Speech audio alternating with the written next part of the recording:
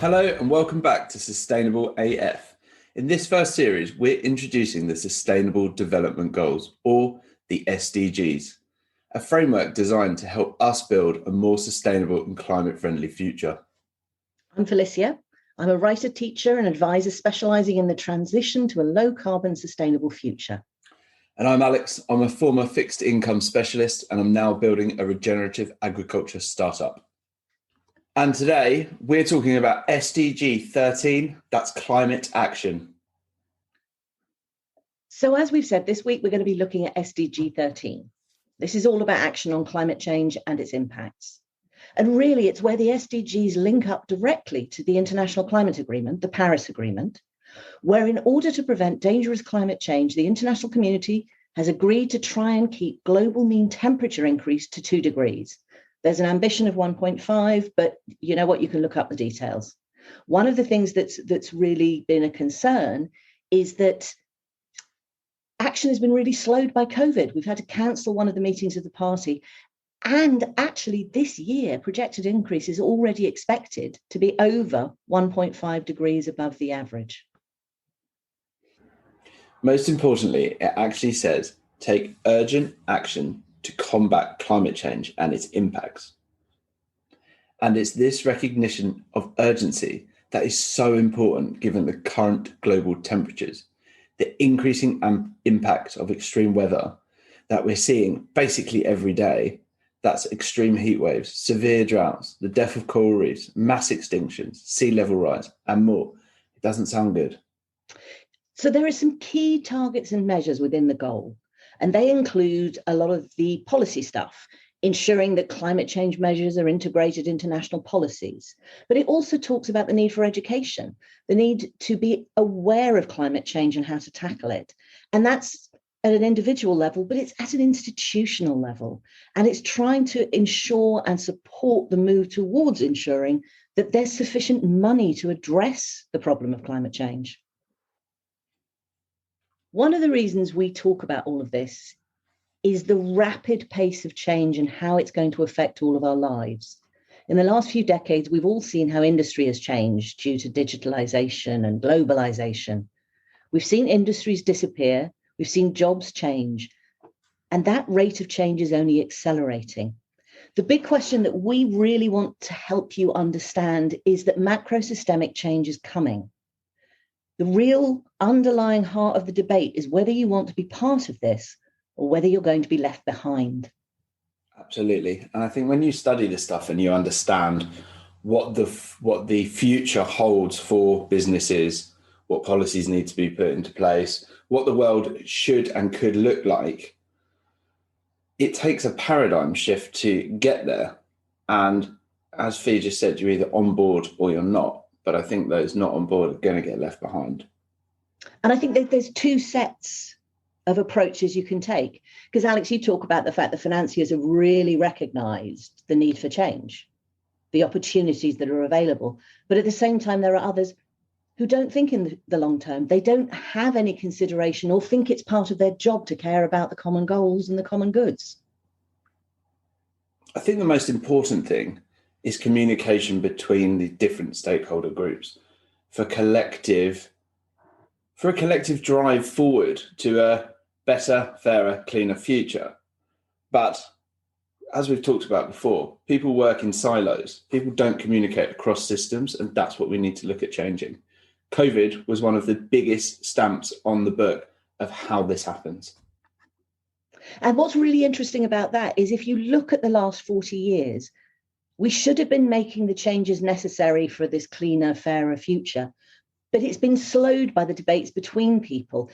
It's possible that the changes coming from climate change itself are going to overtake us in exactly the same way that COVID did. And some people are worried about entrenched values and a world that isn't as profitable or easy to make money. But as we've shown over the last 12 podcasts, you can work with nature, financialize it, and provide economic development. I think what really matters is if we talk to each other. It's finding ways of working together and identifying how we can actually transform the world around us. There's immense opportunity and even hope for the future. And the other thing to think about, and I think this is the thought we should leave you with, We need to remember that things are moving so far beyond questions of climate change or sustainability towards new and regenerative models, that these models are resilient. They allow for the regeneration of resources, the support of people and their needs, potential and growth. So basically, to solve this, what's needed is money, policy, skills, capacity, early warning, and education. These make up systems-based approaches needed to solve the climate crisis. And we call it a crisis because the urgency of action is becoming in your face. At the moment, we are slowly putting a plaster on a chainsaw wound. What's really worth pointing out is how much the world and how we see climate change has changed. We use the word change a lot, but it's really important. Greta Thunberg and her school strikes have inspired children around the world. There's Fridays for Future strikes happening everywhere. Attenborough's Blue Planet caused a sea change, for lack of a better phrase, in the way that consumers looked at plastics in the natural world. At the same time, central banks are now talking about their concern that climate change could affect economic stability. The reality is that climate change and its impacts has become a mainstream conversation. And also, don't forget about the asset managers and investors who are trying to either integrate climate risk into their modelling or trying to do better, thinking about social impacts, environmental impacts, health and safety, all the things that are wrapped up into ESG portfolios. We'll talk more about that later. What makes climate change and its impacts so difficult to understand or interiorize is actually a thing about time and place. We've been talking about the need to address climate change for decades, but if you think about it, not much has actually happened. It's been more talk than action. Even the Paris Agreement on Climate Change, the one that was agreed in 2015, still hasn't finalized its rule book. And COVID didn't help, as I mentioned, delaying the last meeting where those rules were supposed to be finalized. COVID is actually a really great way to understand why people haven't really picked up until today. It's about salience, or how important it is to you. COVID was happening to everyone, everywhere. Its impacts were immediate and everyone was equally at risk. Climate change, on the other hand, it happens slowly over time. And while the emissions that are driving it come from everywhere, different places feel its impacts and different timeframes. It often affects the poorest and most vulnerable. And let's face it, you just have to look at many people's response to wearing masks and lockdown. A lot of people don't care what happens to the vulnerable as long as they still get out and about. One of the arguments that always springs up is how much it's going to cost to take action on climate change. What's interesting here is that if action had been taken 20, 30, or even 40 years ago, it would have cost a lot less. And don't forget, the Rio conference in 1992 is where they set up the international conventions to address climate change, biodiversity, and desertification, which in itself is interesting because those three we've begun to understand are so interconnected. Why would we have three different conventions? But the point is, because of the time it's taken us to address this, predictions of the amount of money needed today to tackle these multiplying problems goes as high as 2.5 trillion a year, sometimes even higher. The cost of action has changed and goes up every year as we've continued to fiddle while Rome metaphorically starts to burn. Now, when you look at the forecasted physical impacts to 2050, which range widely, and then add massive uncertainty associated to a range of economic shocks, and we're talking about resource scarcity, climate migration, supply chain impacts, you're well into dart throwing territory about how much things will actually cost by then. Economists actually have a major role to play in the confusion here, because they have spent decades arguing about how much the cost of tackling climate change is going to be, heavily centered around what they think the discount rate should be. Now, we're not going to go into massive amounts of detail about the discount rate. Again, we'll put something up on the site. But one of the things we've talked about a lot during this series is the idea that unaddressed challenges are all paid for somehow. So if the wealthy don't pay their fair share in taxes, then they'll suffer from the lack of expenditure on infrastructure, on education, and on healthcare. In the short term, they can buy their way out of trouble. But in the long run, if society and the environment are not fit for all, at some point, the cost of environmental damage, social unrest, and lost human potential will affect them too. If we're talking about cost, we need to understand the cost of climate change. It's about the cost of inaction and the implications over time.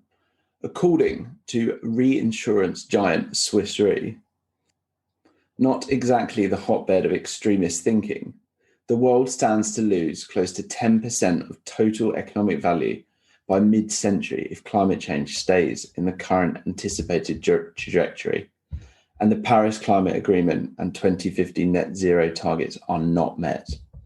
The reinsurance industry, for example, traditionally has relied upon historic data enriched and enhanced by detailed reanalysis to form the basis of event sets that drives its loss models. This has had a revolutionary impact on the industry over the past 2 decades, forming the basis for its progress in catastrophe modelling. The thing is that, though, that we're actually reaching the limits of the value we can extract from historical data alone. I think the insurance industry has come out and said that despite, 70 years worth of data, they can no longer set insurance rates based on historical information. The reality is that the historical records are relatively short when we're talking about extreme events. And to be honest, they may be an increasingly poor indicator of risk levels, especially in a dynamic and changing climate. The thing is that we need to find something else to make sense of it all. And we might never find that if we can't find new and innovative ways of thinking. So we've zipped through there where we've been. Now let's look at where we are. In 2021, we went over the average temperature increase since the pre-industrial times of 1.5 degrees. If we go to 2 degrees, the IPCC is predicting that 1.7 billion more people are going to experience severe heat waves at least once every 5 years. And for those of us in Europe, do you remember the heat wave a few years ago when so many elderly people died? This is something to be really concerned about. Totally. Sea rise, on average, another 10 centimetre, almost 4 inches each year. There's also the possibility that, the likelihood that several 100 million more people are going to become exposed to climate-related risks and to poverty. And this also creates climate migrancy. The coral reefs that support marine environments and the oceans around the world could decline as much as 99%, and we are seeing this happen currently. And actually, for those who aren't worried about the health of the ocean in and of itself, there's a prediction that global fishery catches could decline another 1.5 million tonnes. If you think about the argument that, we should help action on climate change by eating less meat, if the global fisheries collapse, what exactly is going to happen next? One of the reasons actually that this thing about 2 degrees being so much worse than 1.5 degrees is because of the potential for tipping points in the climate system, for different challenges to interact and make the whole picture worse. Things like the melting of permafrost or the Greenland ice sheet, that could release huge amounts of methane, itself a greenhouse gas. There's changes to the Atlantic circulation, that could change temperature patterns around the world, change rainfall, change heat and cold, and every increase in temperature overall makes the chance of catastrophic climate change more likely.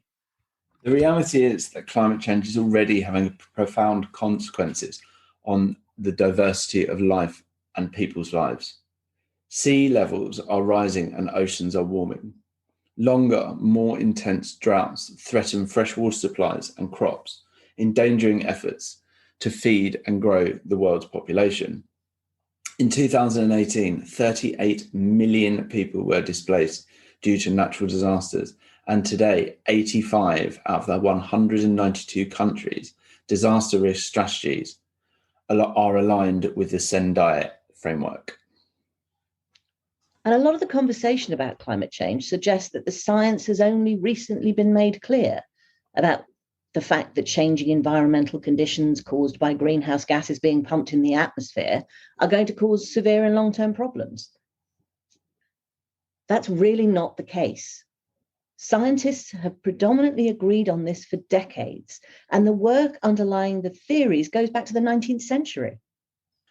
Listen, part of the problem with the challenge on climate action is it's not just an issue of science, but it's one of politics and money and entrenched values. The science is easy to challenge. Scientists are, by definition, skeptics. They will come up with theories, test them, and are open to challenge and discussion, and therefore wide open to the kind of challenge that lobbyists and oil companies and the like use. So what's happened a lot? So where there were points of discussion where scientists said, we think this is what's going on, we predict that this is going to happen, this was identified as a lack of certainty about the quality of the science. When different scientists differed on particular numbers, they were accused of over-dramatizing the situation. When it came to discussions about how to act, there was always disagreement and something which could be attacked. Very short-term thinking. Now, Bjorn Lomborg was famous for saying that while climate change was a problem, there were far more urgent problems that we had to address first. This was often taken as him being opposed to action on climate change, whereas it's actually just about a choice of what we prioritise. Many of the problems he identified haven't been dealt with yet, but in 2021, the urgency for action on climate change is never been more stark.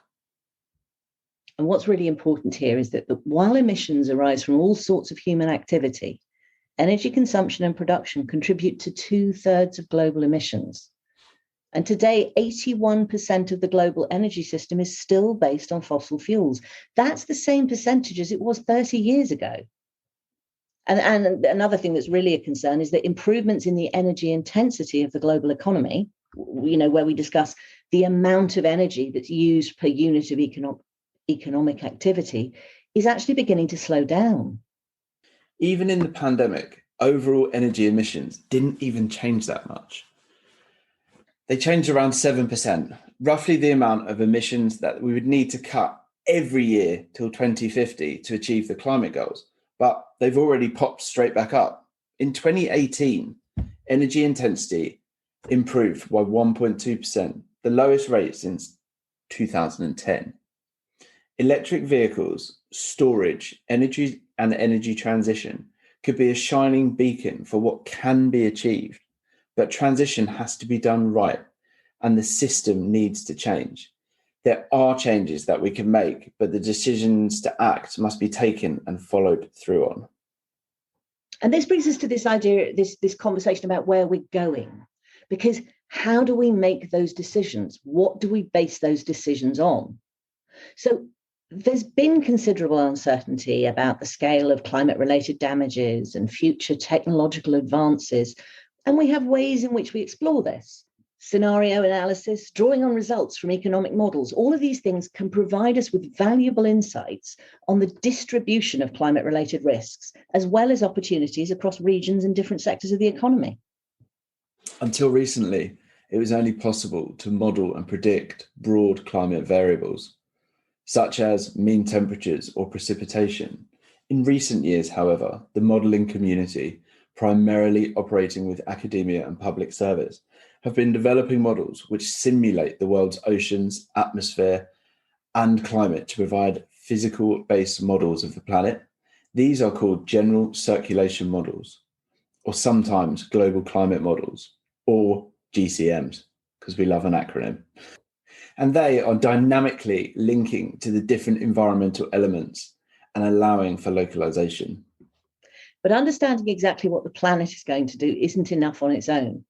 Policymakers, scientists, and economists also need to work out how to assess different cost implications of action and of inaction. Now, to help make these decisions, scientists and economists have been using a whole range of tools which we know as the integrated assessment models, the acronym for that being IAM. And these models are used to answer central questions about climate change. So how the world could avoid further temperature increase, how that avoidance can be achieved at the lowest costs. And it can look at the implications of current pledges to cut emissions so that we can understand how the world is going to be changed by the decisions that we make. They combine different strands of knowledge to explore how human development and societal choices interact with and affect the natural world. This includes the physical laws driving natural systems, as well as changing habits and preferences that drive human society. What's interesting about this is the extent to which these can change over time, and to which they've got to include trade-offs between different needs. In domestic policies, for example, you could be torn between the need to decarbonise transport, but employment promises to car workers. In carbon pricing, that's an incentive for some, but it's a burden for others. Think about the strikes that were caused by the introduction of a fuel tax in France. Going back to the idea of the rational actor, the thing I'm always going on about being the problem with economics, people don't act like that. They don't just think about costs and benefits. Habits and emotions, poor information, even conspiracies have a role to play in the way, in the why of what people do. Yeah, addressing climate action is a really sticky, complex issue, but we have to get on top of it. Looking at the complexities of human nature and the political economy, there's been some really interesting research on how political arguments can increase decarbonisation costs by delaying policy actions, or how perceptions about risk can make investors focus more on the short term and not the long term. And what's really interesting about this is that those are potential problems. But there's also been research that showed that the cost of climate action so far has been lower than predicted. And that's because of the falling cost of the technologies used to combat it. So subsidies and support have actually sped up adoption of low carbon technologies. They've lowered costs. They've created entirely new industries that have actually encouraged more investment in renewables. That sort of intervention, combined with the willingness of people to change their behavior, means we could actually achieve emissions goals at a far lower cost than estimated. And as we addressed in the beginning, once you study this stuff and you understand the opportunities, it's almost a no-brainer why you wouldn't follow down this low carbon development pathway, because the opportunities are huge. So the next question is looking at, how do we get there? We've got many tools to help change the way we do things. From liability, taxation, incentives, regulation, realignment of capital flows, behavioural change, technology and innovation, as well as something that we hold quite close to our heart, which is a price on carbon. That would change the dial massively. What's important is taking a holistic approach to the whole thing and understanding how the system as a whole has to change. I'm just going to add a little something to this because you might love this. Over the last few years, carbon price has been really, really low. There's predictions that I've seen that the carbon price might actually hit €100 a tonne by the end of this year, which really could be a game changer. And the point Alex is making about all of these different approaches and interventions is that nothing is as simple as reaching an agreement. We've talked about the fact that we've had the Paris Agreement for 5 years and we haven't even finalised a rule book. In fact, you could argue that the private sector seems more progressive on action than the agreement is. And what that tells us is quite how difficult it is to get 195 countries to all agree with each other, especially when they're dealing with domestic and international politics, trade, disasters, pandemics, and more. The number of countries which have pledged to reach net zero has grown. But even if their commitments are fully achieved, according to the IEA, there will still be 22 billion tonnes of carbon dioxide worldwide in 2050, which would lead to a temperature rise of 2.1 degrees C by the end of the century. And if you think that's a really long time in the future, then you haven't been on Earth a very long time. It's also worth bringing up the idea again that using traditional and historical models isn't necessarily going to be enough to achieve the scale of the change that we need. If you use approaches that have worked in the past, you run the risk of repeating the kinds of solutions you would have come up with in the past. What you need to think about is changing the way in which things can be done in the future. The circular economy is a brilliant example of this. Instead of that use and throw away culture, you actually have, let's keep everything we can in the system. Let's keep everything circulating. The challenge is, if you've never done something new, maybe you can't actually imagine it. It's the mindset we sit in for those people that say this is too big of a task. It's not achievable. Well, think about the US mayor who believed one day in all towns in America you'd have one telephone, or the accidental destruction of the global consumer camera market because of the advent of camera phones. You have to imagine how things can be done in a different way and how it completely changes the face of the earth. And this is such an important thing to understand, because when we talk about the cost of climate change, we're talking about macro costs. But the transition to a low carbon future is not just going to have macro costs. It's going to affect the operations of many businesses, which might be obviously why the private sector is responding as fast as it is. This is especially true because regulations intended to support transition can begin to bite. And at the same time, investor and customer demands are continuing to evolve.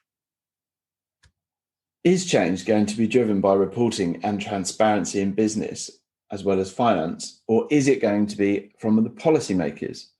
The recent head of sustainability investing at BlackRock, the world's largest asset manager, said that systemic change through policymaking was definitely required, and that things like ESG and reporting were really nothing more than tinkering with the system as it fails to change.